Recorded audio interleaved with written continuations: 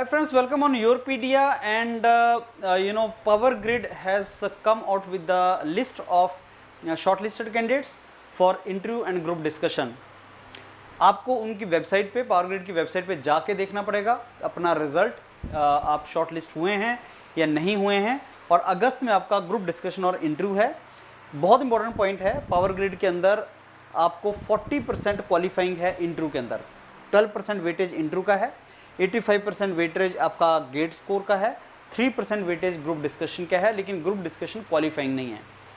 ये मार्क्स लेने के लिए इंपॉर्टेंट है, आपको मार्क्स लेने की ट्राई करनी चाहिए, हर मार्क के लिए आपको फाइट करना चाहिए। और 12% वेटेज जो इंटरव्यू का है उसमें से मिनिमम 40% आपको लेने पड़ेंगे। अगर आपने 40% नहीं लिए, उससे कम हो गए, तो आप इवन इफ आपका स्कोर बहुत ज़्यादा है रिटर्न में, आपका गेट बहुत अच्छा है, अगर इंटरव्यू में आपका एक पर्टिकुलर मार्क नहीं आया 40%, तो आप रिजेक्ट हो जाएंगे। दैट मीन्स पावर ग्रिड ने ये रखा हुआ है कि किसी कैंडिडेट को, चाहे उसका गेट स्कोर बहुत ही अच्छा हो, लेकिन अगर वो अच्छा परफॉर्म नहीं कर रहा तो उसको रिजेक्ट किया जा सकता है। इसलिए इंटरव्यू का बहुत सिग्निफिकेंस है फ्रेंड्स, और कुछ ऐसी मिस्टेक्स या ब्लंडर्स स्टूडेंट कर देते हैं जो उनको नहीं करनी है, और वो वहीं से पता लगाते हैं। वो अलग अलग तरीके से आपसे क्वेश्चन पूछते हैं और ये ट्राई करते हैं जानने की क्या आप उस ऑर्गेनाइजेशन के लिए सूटेबल हैं या नहीं। और अगर उनको लगा, वहाँ पे एक साइकोलॉजिस्ट भी होता है, और अगर उनको लगा कि आप लैग कर रहे हैं किसी पर्टिकुलर डोमेन में, किसी पर्टिकुलर ट्रेट में अगर आप लैग कर रहे हैं, तो वो आपको कैंसर उसका आपको रिजेक्ट कर सकते हैं। वो 40% मार्क्स नहीं देंगे। It's very simple for them. 40% marks नहीं देना मतलब आपको रिजेक्ट कर दिया जाएगा, और इवन इफ आपका ऑल इंडिया रैंक 1 है, आप वहाँ पर रिजेक्ट हो जाएंगे। तो ये वेटेज है सारी की सारी। और उसके बाद आपको पावर ग्रिड की वेबसाइट पर जाना है।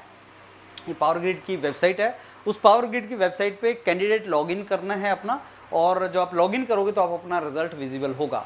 तो इंडिविजुअली कैंडिडेट्स को पावर ग्रिड की वेबसाइट पे ही रिजल्ट का पता चल रहा है। एंड उसके बाद अगर आपका उसमें शॉर्टलिस्टेड है तो अगस्त में आपका इंटरव्यू और ग्रुप डिस्कशन होगा।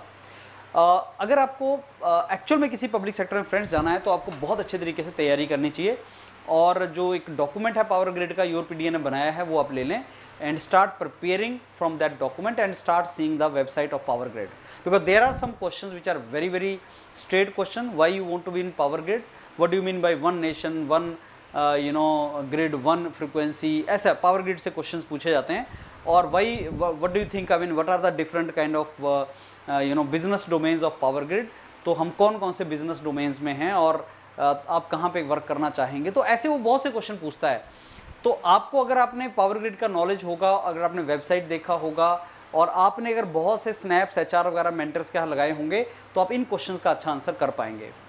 अभी भी मेरे को लगता है कि not even 20% students go well prepared for the interview.